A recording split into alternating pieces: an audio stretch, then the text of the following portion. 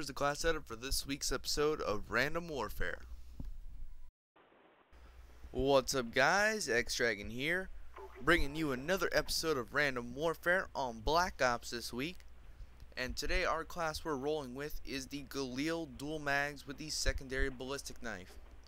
We're also running the Tomahawk, concussion grenades, and tactical insertion, but unfortunately we're playing free for all, so tactical insertion not allowed.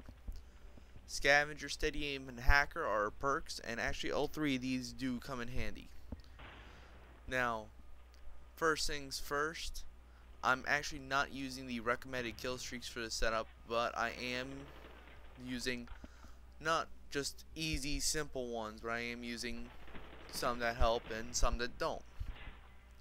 Now, you see the little scoreboard in the top right that I just put there? Yeah, we're going to be running in the Shadowmatt quite a few times during this match, and I'd just like you guys to see what happens. And just as a little side note, it's not good for Shadowmatt. So, yeah. So, anyway, on to the actual class review. We have the Galil dual mags, a favorite weapon of most people. The Galil actually is one of my favorite weapons as well. Dual mags, it also eliminates the need for sleight of hand, as it does give you the quick reload and the extended, well, not the extended, but the extra ammo. So scavenger is not really needed, although it does, you know, benefit you in the fact that you get your grenades and your tomahawk and your grenades, and I just said grenades twice, but you know what I mean. So, ballistic knife. I'm not a knifer, so I technically did not like having this. And I don't know, I'm just not a knifer. I wouldn't find the ballistic knife any use to me. But if you guys like it, go ahead and use it. I'm personally not a fan, so I will go ahead and pass on it. Same thing with the tomahawk. I am not a good aim with the tomahawk. Actually, you will see me miss, I think, one time, pretty close range. Even though I knew that the guy was sitting in a corner, I still missed. Not by much. I wouldn't say like I missed badly, but I missed him maybe by a game foot or something like that. We also have the concussion grenades, my personal favorite to use for tactical use, because it throws fast and it stops your opponent so they don't run around the corner again. So I would personally use those. And the tactical insertion, even though you can't really use it in free-for-all, it is a good choice if you're playing tactical gameplay like domination and you're having problems holding up this flag. Go ahead and throw down the tactical insertion. Go ahead and use it. Unfortunately, it's used by many campers who like to use, oh, I don't know. An example would be the crow's nest in firing range. They like to put on flak jacket and their tactical insertion up there and camp up there the whole match. Unfortunately, this happens to me a lot. So our perks that we have today are the scavenger, steadyaim, and hacker. And like I said earlier, scavenger is not really needed with the dual mags because it gives you double your ammunition you would normally get in the game anyway.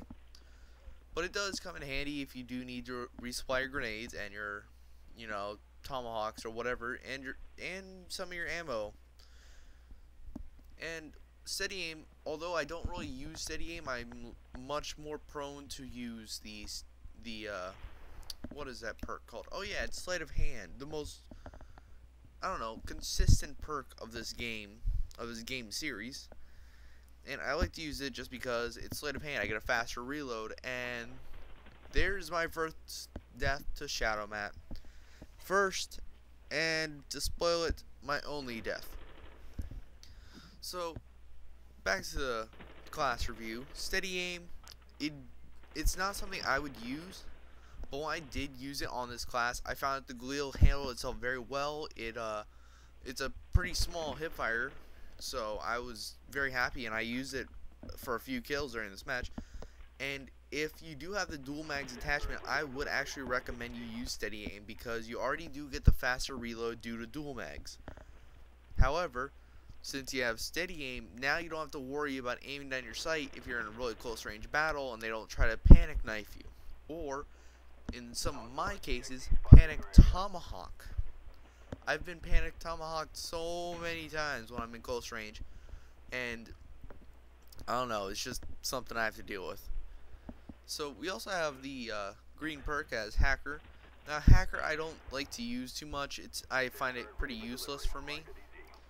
But in this game I did happen to find where people were camping. I did find, I think it was a motion sensor and a claymore that was placed out in the middle of nowhere, like on a spawn.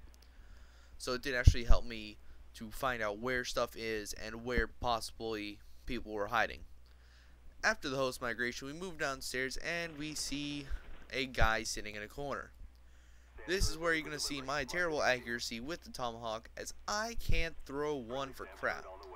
The only time I can is if they're, you know, walking away from me or running away from me, or if it's across the map.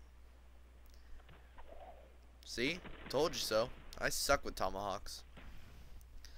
Anyway, the kill streaks that I was using in this match were the SAM turret, the mortar strike, and the dogs.